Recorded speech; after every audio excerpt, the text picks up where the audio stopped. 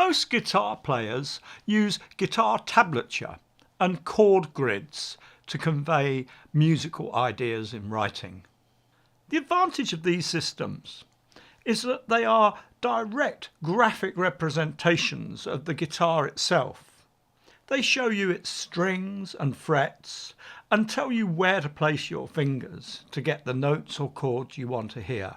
For beginners, these systems are simple to learn and easy to use. Ideal when all you want to do is get as quickly as possible to the point where your playing sounds good. By using tab and chord grids, we steer neatly around any need to even know the names of the notes we're playing. We learn by shape, by pattern, and by sequences of fingering. But once we begin to move up from beginner to intermediate level, it becomes increasingly difficult to rely on these methods as our only way of writing music. So this is where learning the basics of standard notation can really help accelerate our progress. By standard notation, we mean the universal language of written music. Notes written on a stave as crotchets, quavers, minims and semibreves, or in North America, whole notes, half notes, quarter notes and eighths. So why go to the trouble of learning another way of reading and writing music? Well, the answer really goes back to the fact that the layout of notes on the guitar fretboard makes the elements of music theory almost invisible when music is written out in tab or on chord grids. Here you can see written examples of C minor seventh and D minor seventh arpeggios.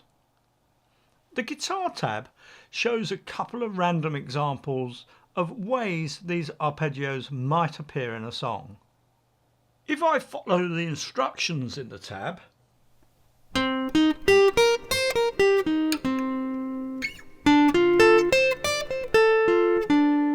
you can immediately hear the musical connection between these two elements. They kind of sound similar. And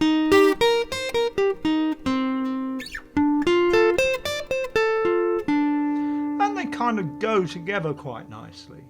But looking just at the tab, there are no obvious clues to explain these impressions that our ears pick up. There are no clues in the numbers on the tab, nor the pattern these make on the lines representing the strings. So the very many guitar players who insist on just sticking to tab may eventually develop an instinctive feel for the intricate way that musical elements relate to one another. But their understanding of music and the resultant ability to learn it much quicker would be greatly enhanced if they took a little bit of time and trouble to learn to read standard notation as well. If we now look at a couple of ways we might find these same elements written in standard notation, you can immediately see the connections our ears tell us are there. The pitch pattern clearly stands out in both cases.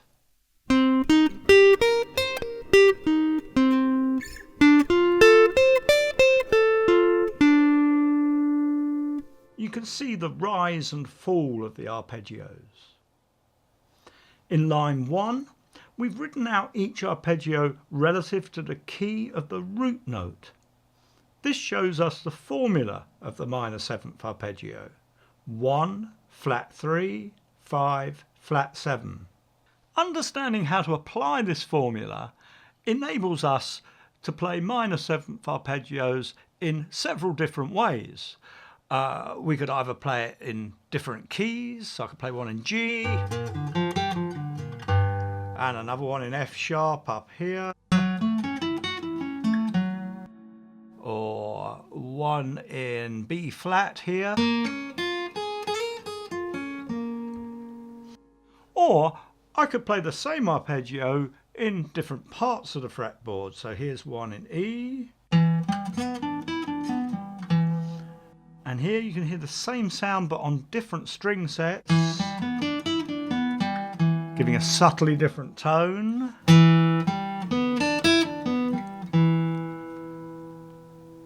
In line 2, we see the arpeggios written out as they might be used in the key of B flat major.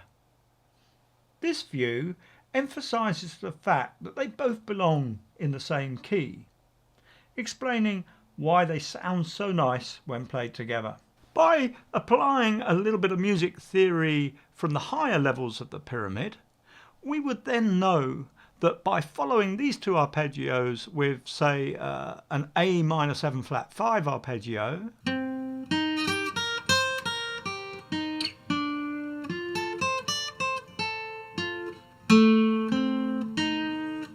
we would then find a very nice route back to our key chord of B major 7.